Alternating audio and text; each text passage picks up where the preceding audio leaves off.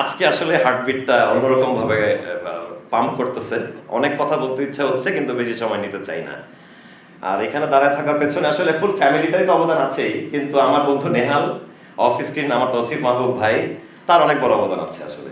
উনি শুটিং করতে যখন আসে 5 মাস আগে জয়েন করে, শুটিং চলা অবস্থায় আমাকে হোয়াটসঅ্যাপে নক দেয় যে মিস ইউ ভাই, কই আপনি? আমরা দুজনই সমবয়সী, দুজন দুজনকে ভাই ডাকি, আপনি করে বলি, আরেক ভালোবাসা এটা। আমি বললাম ভাই আমিও তো আসলে মিস করতেছি।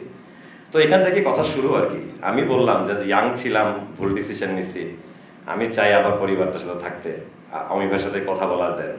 তো ভাইয়া থ্যাংক ইউ, আর অমি ভাইকে তো অবশ্যই থ্যাঙ্কস। বুকে জড়া ধরার পরে আসলে মানে মনে হচ্ছে যে এই পরিবারেই তো ছিলাম, কেন যে দূরে ছিলাম। হারায় যাওয়া সন্তানটা তার পরিবারকে আরো বেশি মিস করে, কারণ সে তো 5 জনকে মিস করতেছে আসলে। ওই জায়গাটা আমি বুকে ধারণ করে রাখছিলাম। আর যখন অভিনয় করতে আসি চ্যাপ্টার 10-এ, আমার একটা বড় মনে হয় না 5 বছর পরে আমি এই মানুষগুলোর সাথে অ্যাক্টিং করতেছি। 5 বছর অনেক বড় সময়, আমাদের চেহারা বদলে গেছে, শরীর স্বাস্থ্য বদলে গেছে, কিন্তু আসলে মনটা যদি আগের জায়গায় পড়ে থাকে, আগের জায়গায় জয়েন করার কোনো ব্যাপার না, এটা আমার বিশ্বাস। এবং আমি এই পরিবারে এসেছি চলে যাওয়ার জন্য নয়, আমি এই পরিবারে এসেছি আজীবন থেকে যাওয়ার জন্য, ইনশাআল্লাহ থাকবো।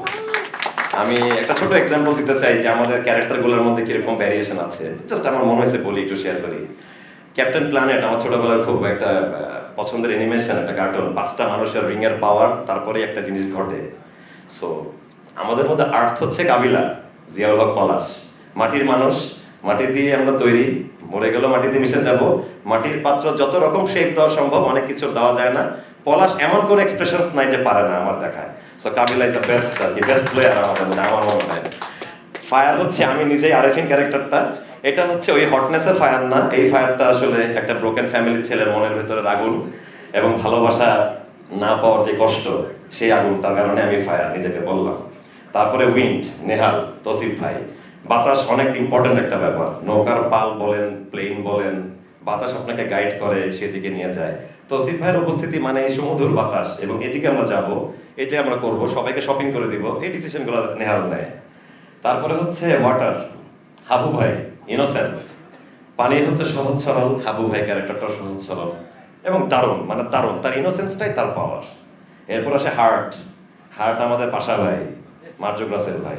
ভাইয়া off screen and on screen একটা লাইফস্টাইল, শুধু একটা নাম না। অফ স্ক্রিন সে একটা দারুণ মানুষ, একটা টিচার। আমি তাকে মিস করতাম, যে অনেক কিছু শেখা জানা বাকি রয়ে গেল।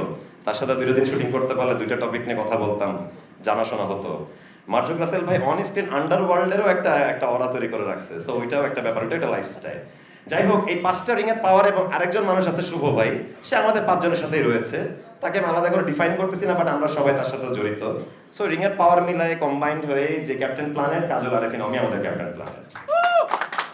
সো ব্যাচেলর পয়েন্ট নিয়ে অনেকে অনেক আলোচনা সমালোচনা করছে, আমি যেহেতু ছিলাম না, সো সব আলাপি সবাই করছে, বাট এটা ঠিক, সোসাইটিতে অনেক বড় অবদান রাখছে, একটা লাইফ স্টাইল ট্রেন্ড সেট করছে। যে ওয়ার্ডটা বলে মানুষের ভালো লাগছে, রিলেট করছে দেখে, তো সেই ওয়ার্ডটা মানুষ বলছে। সো অবশ্যই আমি এই ফ্যামিলিতে এসেছি, আমি এই ফ্যামিলির জন্য আজীবন থাকতে এসেছি, সেটা তো বললামই। এবং আপনারা এখনো যারা এই পরিবার থেকে একটু আমার মতোই বিচ্যুত বিচ্ছিন্ন হয়ে গেছেন, ভুল ডিসিশন নিয়েছেন, আমি ভাই অলওয়েজ ওয়েলকাম একটা পার্সন, চলে আসেন। আপনাদের সাথে স্ক্রিন শেয়ার করার জন্য আরেফিন বসে আছে, বেঁচে থাকলে ছাদে যাব, দেখা হবে।